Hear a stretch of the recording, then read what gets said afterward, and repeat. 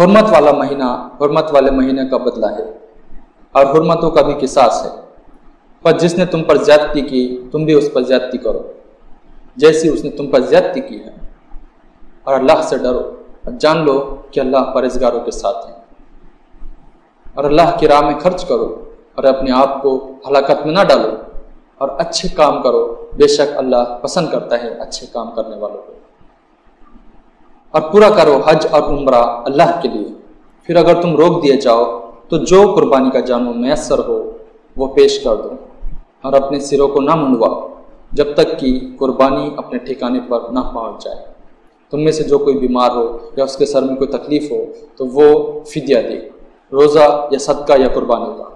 और जब अमन की हालत हो और कोई हज के साथ उम्रा का फ़ायदा हासिल करना चाहे तो वो कुर्बानी पेश करे जो उससे मैसर आए।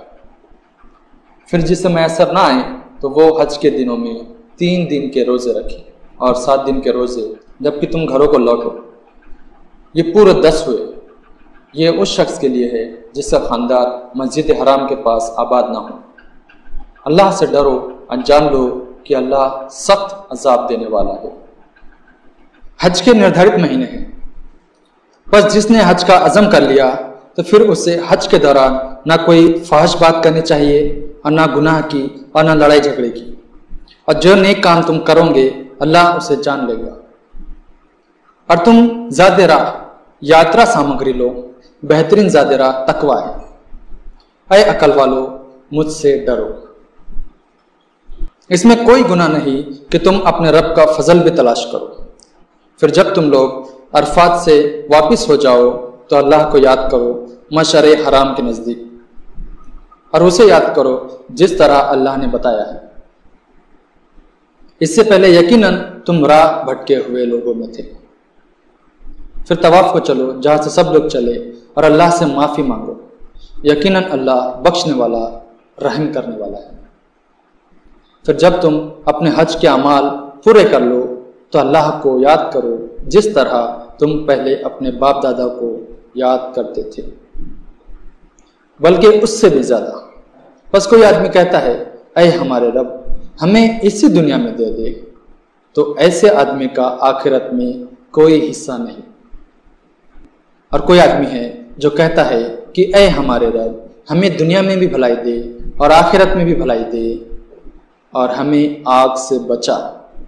इन्हीं लोगों के लिए हिस्सा है उनके किए का, और अल्लाह जल्द हिसाब लेने वाला है। और अल्लाह को याद करो मुकर्रर दिनों में। फिर जो शख्स जल्दी करे 2 दिन में मक्का वापस आ जाए तो उस पर कोई गुनाह नहीं, और जो शख्स ठहर जाए उस पर भी कोई गुनाह नहीं। यह उसके लिए है जो अल्लाह से डरे। और तुम अल्लाह से डरते रहो और खूब जान लो कि तुम उसी के पास इकट्ठा किए जाओगे। और लोगों में से कोई ऐसा भी है कि उसकी बात दुनिया की जिंदगी में तुम्हें भली लगती है और वो अपने दिल की बात पर अल्लाह को गवाह बनाता है,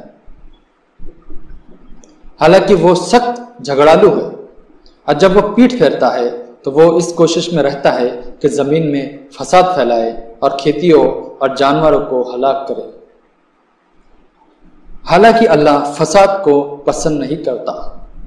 और जब उससे कहा जाता है कि अल्लाह से डर तो वकार यानी प्रतिष्ठा की भावना उसे गुनाह पर जमा देती है।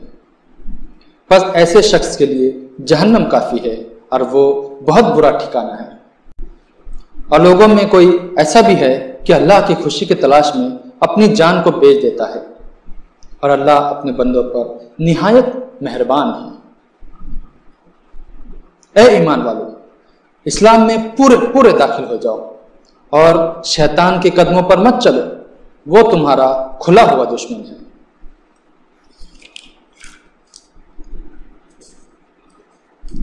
अगर तुम फिसल जाओ बात इसके कि तुम्हारे पास वाज़ेह दलील आ चुकी है तो जान लो कि अल्लाह जबरदस्त है और हिकमत वाला है। क्या लोग इस इंतजार में है कि अल्लाह बादल के साहिबानों में आए और फरिश्ते भी आ जाए और मामले का फैसला कर दिया जाए और सारे मामला अल्लाह ही की तरफ फेरे जाते हैं। बनी इसराइल से पूछो हमने उन्हें कितनी खुली खुली निशानियां दी, اور جو شخص اللہ کی نعمت کو بدل ڈالے جبکہ وہ اس کے پاس آ چکا ہو تو اللہ یقیناً سخت سزا دینے والا ہے۔ خوش نما کر دی گئی ہے دنیا کی زندگی ان لوگوں کی نظر میں جو منکر ہے اور وہ ایمان والوں پر ہنستے ہیں، حالانکہ جو پرہیزگار ہے وہ قیامت کے دن ان کے معاملے میں بالا تر ہوں گے، اور اللہ جسے چاہتا ہے بے حساب رزق دیتا ہے۔ لوگ پہلے ایک ہی امت تھے، پھر انہوں نے اختلاف کیا تو اللہ نے پیغمبروں کو بھیجا خوشخبری دینے والے اور ڈرانے والے، اور ان کے ساتھ اتاری کتاب حق کے ساتھ تاکہ وہ فیصلہ کر دے ان باتوں کا جن میں لوگ اختلاف کر رہے ہیں، اور یہ اختلاف انہی لوگوں نے کیا جنہیں حق دیا گیا تھا، بات اس کے کہ ان کے پاس کھلی کھلی ہدایتیں آ چکی تھی آپس کی ضد کی وجہ سے، تو اللہ نے اپنی توفیق سے حق کے معاملے میں ایمان والوں کو راہ دکھائی جس میں وہ جھگڑ رہے تھے، اور اللہ جسے چاہتا ہے سیدھی راہ دکھاتا ہے۔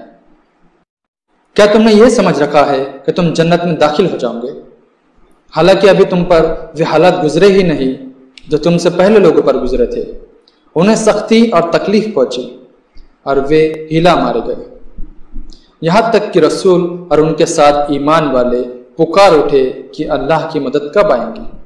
یاد رکھو اللہ کی مدد قریب ہے۔ لوگ تم سے پوچھتے ہیں کہ کیا خرچ کرو، کہہ دو کہ جو مال تم خرچ کرو تو اس میں حق ہے تمہارے ماں باپ کا اور تمہارے رشتہ داروں کا اور یتیموں کا اور محتاجوں کا اور مسافروں کا، اور جو بھلائی تم کرو گے وہ اللہ کو معلوم ہے۔ تم پر لڑائی کا حکم ہوا ہے اور وہ تمہیں ناگوار محسوس ہوتی ہے، ہو سکتا ہے کہ تم ایک چیز کو ناگوار سمجھو اور وہ تمہارے لیے بھلی ہو، اور ہو سکتا ہے کہ تم ایک چیز کو پسند کرو اور وہ تمہارے لیے بری ہو، اور اللہ جانتا ہے تم نہیں جانتے۔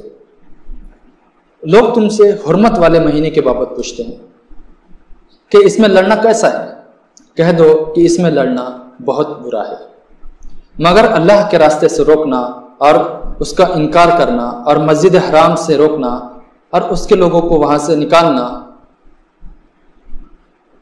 اللہ کے نزدیک اس سے بھی زیادہ برا ہے، اور فتنہ قتل سے بھی زیادہ بڑی برائی ہے۔ اور یہ لوگ تم سے لگاتار لڑتے رہیں گے یہاں تک کہ تمہیں تمہارے دین سے پھیر دے۔ اگر تم پر قابو پائے اور تم میں سے جو کوئی اپنے دین سے پھرے گا اور کفر کی حالت میں مرے گا تو ایسے لوگوں کے اعمال ضائع ہو گئے دنیا میں اور آخرت میں، اور وہ آگ میں پڑنے والے ہیں، وہ اس میں ہمیشہ رہیں گے۔ وہ لوگ جو ایمان لائے اور جنہوں نے ہجرت کی اور اللہ کی راہ میں جہاد کیا، وہ اللہ کی رحمت کے امیدوار ہے، اور اللہ بخشنے والا مہربان ہے۔ لوگ تم سے شراب اور جوے کے بارے میں پوچھتے ہیں، کہہ دو کہ ان دونوں چیزوں میں بڑا گناہ ہے، اور لوگوں کے لیے کچھ فائدے بھی ہیں لیکن ان کا گناہ بہت زیادہ ہے ان کے فائدے سے۔ اور لوگ تم سے پوچھتے ہیں کہ اللہ کی راہ میں کیا خرچ کرے، کہہ دو کہ جو ضرورت سے زیادہ ہو۔ اس طرح اللہ تمہارے لیے احکام بیان کرتا ہے تاکہ تم دھیان کرو دنیا اور آخرت کے معاملے میں۔ اور اے نبی، لوگ تم سے یتیموں کے بارے میں پوچھتے ہیں، کہہ دو کہ جس میں ان کی بہبود بہتری ہو وہ بہتر ہے، اور اگر تم انہیں اپنے ساتھ شامل کر لو تو وہ تمہارے بھائی ہیں، اور اللہ کو معلوم ہے کہ کون خرابی پیدا کرنے والا ہے اور کون درستگی پیدا کرنے والا ہے، اور اگر اللہ چاہتا تو تمہیں مشکل میں ڈال دیتا۔ اللہ زبردست ہے، تدبیر والا ہے۔ اور مشرک عورتوں سے نکاح نہ کرو جب تک وہ ایمان نہ لائے، اور مومن کا نیز بہتر ہے ایک مشرک عورت سے، اگرچہ وہ تمہیں اچھی لگتی ہو۔ اپنی عورتوں کو مشرک مردوں کے نکاح میں نہ دو جب تک وہ ایمان نہ لائے۔ مومن غلام بہتر ہے ایک آزاد مشرک سے، اگرچہ وہ تمہیں اچھا لگتا ہو۔